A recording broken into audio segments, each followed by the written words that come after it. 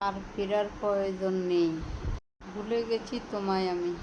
তুমি হয়তো ভেবেছিলে আমি অপেক্ষায় থাকবো, তোমাকে বলার চেষ্টা করলেও পারবো না। কিন্তু বাস্তবতা হলো মানুষ সব ভুলে যায়। যত গভীর ভালোবাসাই হোক না কেন, অবহেলা আর কষ্ট এক সময়ে সেই ভালোবাসাকে মুছে দেয়। আমিও ভুলে গেছি, কষ্ট পেয়েছি, ভেঙেছি, গড়েছি, কষ্ট পেয়েছি, কিন্তু আজ আর তোমার জন্য আমার ভিতরে কোনো অনুভূতি নাই। আমার আর ফেরার প্রয়োজন নেই, কারণ আমি আর তোমার জন্য অপেক্ষা করি না। তুমি আমার জীবনের যে জায়গায় ছিলে, জায়গা এখন আর খালি নেই। সেটা আমি শক্ত করে বন্ধ করে দিয়েছি। এখন সেখানে শুধু আমার নিজের আত্মসম্মান আর নতুন করে বাঁচার ইচ্ছে।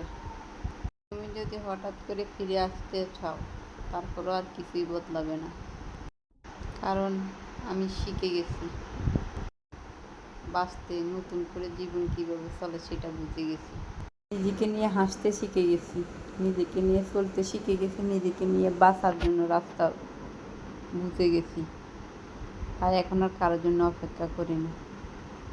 ভালো লাগলে পেজটা ফলো করে দেবেন। আজকে মাটির ভিতরে বসি মাগো বাড়িতে তরকারি ফাঁকাইতেছি। ওই বাইরে দেখছেন উড়ান কুয়াইতেছে, দেখাইতেছে মা ইন্দে কুয়াইতেছে, তো একটু তরকারি কুড়ি দিতেছি বুই। আর বড়টা কচি সাইলেন্টই দিতে আছে। সেটা ছোটো বোন, এটা বড় বোন। এগুলো নিয়ে আমার বাপ মা থাকে। আমার আব্বা কিন্তু আজকে অনেক অসুস্থ, মাও অসুস্থ। জানি না কতদিন আমার আব্বা বাঁচে থাকে আমাদের মাঝে। আমার আব্বার মৃত্যুর পরে জানি আমাদের সাথে কি হয়, এটা একমাত্র আল্লাহ ভালো জানে। এখানে বাঁচে থাকা সত্ত্বেও এমন হইতে আছে, বাঁচার পরে মরার পরে জানি কি হয় আল্লাহ জানে। আমার আব্বারে বাঁচা রাখে, সুস্থ রাখে। আমার আব্বা সুস্থ থাকতে যাতে সব কিছু সাম্যতা হয়।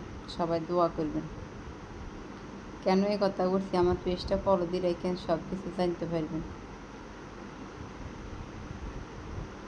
তুই মাগো বাড়িতে পাকঘরে ফাঁকাইতেছি, ভেন্ডি ফাঁকাইতেছি, ফাঁকাই একটু যাই কালকে তরকারি দিয়েছিল আর একটু শাগানা হেবিতে টোকাইছি। মাগো এনে ফাঁকাইতে। সবাই ভালো থাকেন, পেজটা ফলো করে দিয়ে ভালো থাকেন। আল্লাহ।